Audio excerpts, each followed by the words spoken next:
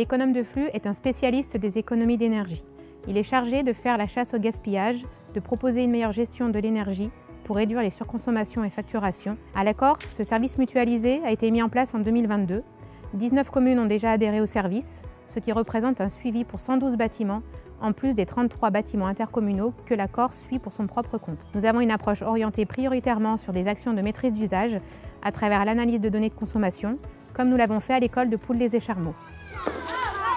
Le fait de s'intéresser à la consommation de nos bâtiments fait partie d'un projet de mandat. Et on s'est très vite heurté à un mur en fait, dans le sens où on avait vraiment du mal à identifier comment fonctionnaient nos bâtiments, qu'est-ce que consommaient réellement nos bâtiments et quand. Lorsque l'accord a proposé ce service d'économe de flux, on s'est tout de suite dit que ça pourrait être une plus-value pour nous. On a intégré l'ensemble de nos bâtiments au service avec des bâtiments un petit peu plus identifiés, notamment les bâtiments qui servent le plus, comme la mairie et puis l'école et la salle municipale. La méthode, je dirais que c'est principalement de se réapproprier tous ensemble le bâtiment avec les usagers. Je vais passer plusieurs jours immergés dans l'école pour récolter dans un premier temps tous les besoins, tous les ressentis de chacun, pour définir après où on veut aller. Ensuite, on va faire des ateliers avec les enfants pour parler comment fonctionne notre corps, pourquoi on a froid, pourquoi on a chaud. Après, parler de l'énergie, qu'est-ce que l'énergie et comment fonctionne le chauffage de notre école. On leur a demandé quel était leur ressenti et du coup, ils ont eu envie de comprendre et ça les a impliqués. En parallèle de ça, avec différents outils, des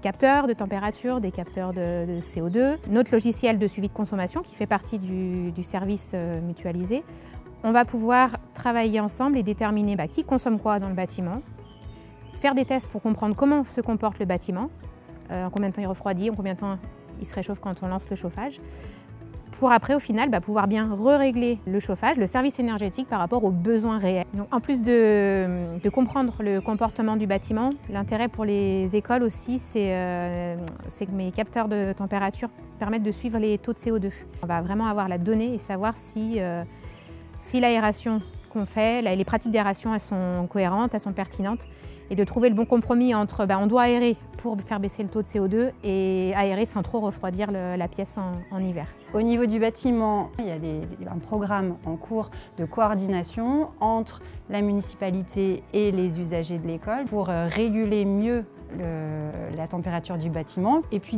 au niveau des élèves, il y avait quand même l'importance de l'utilisation électrique pour les lumières.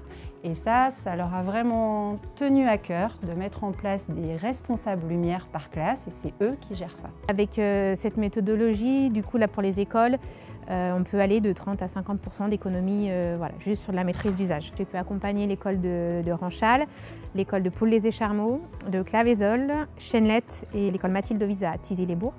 Et on a pu commencer par exemple à travailler à Clavesolles sur la salle des sports et la salle des fêtes. Et également aussi à la salle des fêtes de Poules-lez-Écharmeaux. On essaye aussi cette année de démarrer un travail sur le confort estival dans les écoles parce qu'il va y avoir de plus en plus de problèmes de surchauffe.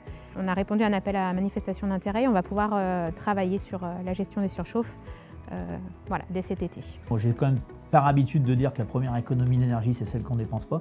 Et je pense que c'est vraiment un service qui peut nous permettre de ne pas dépenser d'énergie.